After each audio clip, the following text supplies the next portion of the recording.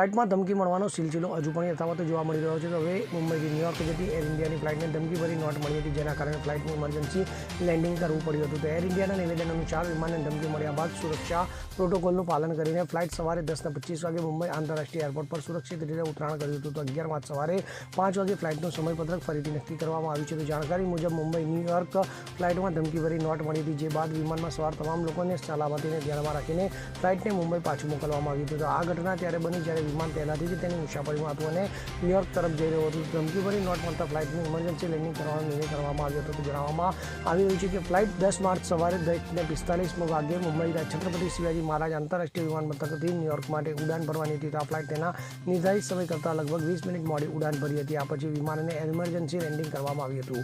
તો લેન્ડિંગ પછી તરત જ વિમાનને એકાંત રસ્તે લઈ જવામાં આવ્યું હતું, જ્યાં સુરક્ષા એજન્સીઓને વિમાનની તપાસ કરી હતી. Bureau report CN24 news. હવે જુઓ દેશ દુનિયાની તમામ ખબરો તમારી આંગળીના ટેરવે. ઉઠાવો મોબાઈલ અને Google Play Store પરથી ડાઉનલોડ કરો અમારી CN24 ન્યૂઝ મોબાઈલ એપ.